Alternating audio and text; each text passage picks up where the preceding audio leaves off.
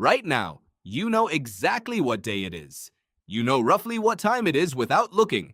You can picture next Tuesday, and you can picture last summer, both as clearly as if they were places you could walk to.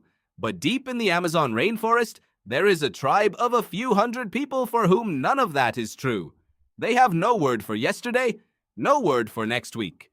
And when researchers tried to explain the concept of time as a line, something they'd never had to explain to anyone before, the tribe simply could not understand what they meant.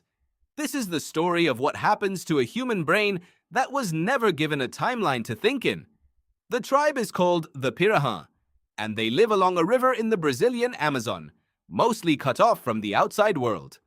In the 1970s, a linguist and former missionary named Daniel Everett moved in among them, planning to spend a few years translating the Bible into their language. He ended up staying on and off for over 3 decades because what he found broke almost everything linguists thought they understood about how language and thought are connected. The Pirahã language has no words for numbers. Not one, not two, not any of them. It has no words for colors either, at least not as separate categories the way most languages have them. And most strikingly, it has no grammatical way to talk about the distant past or the distant future. Everett found that Pirahã speakers overwhelmingly talk only about what is happening now, or what has been directly witnessed by someone still alive to describe it.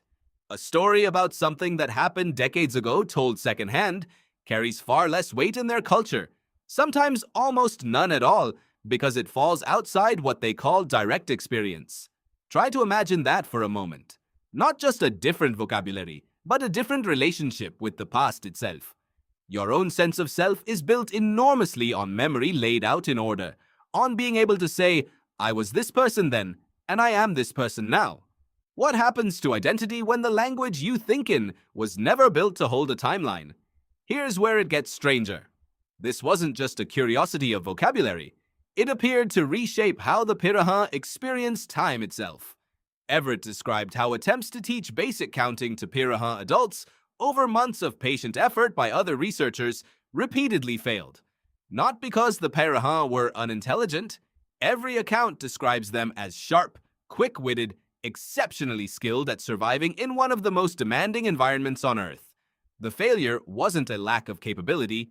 It was that the entire cognitive scaffolding for holding a sequence of abstract ordered symbols in your head, one after another, extending indefinitely, simply hadn't been built by their language. You can't easily borrow a mental structure your native tongue never gave you blueprints for. This connects to a much older and more controversial idea in linguistics called the theory of linguistic relativity, first proposed by an insurance inspector turned linguist named Benjamin Lee Whorf in the 1930s. Whorf's claim, in its strongest form, was that the language you speak doesn't just describe your thoughts. It shapes what thoughts are available to you in the first place. For decades, most of the field considered this idea too extreme, mostly disproven, an interesting historical footnote. The Pirahã forced a second look. More recent research has pushed the same idea in a different direction, using space instead of time. Cognitive scientist Lara Boroditsky studied an Aboriginal community in Pormpuraaw, Australia, whose language has no words for left or right relative to your own body. Instead, they describe everything, including the position of a coffee cup on a table or a scattering of photographs, using absolute compass directions. North of the cup, east of your hand. Boroditsky found that speakers of this language develop an almost supernatural sense of cardinal direction, correctly pointing north from inside windowless rooms in unfamiliar cities, after being spun around in circles, something most English speakers simply cannot do.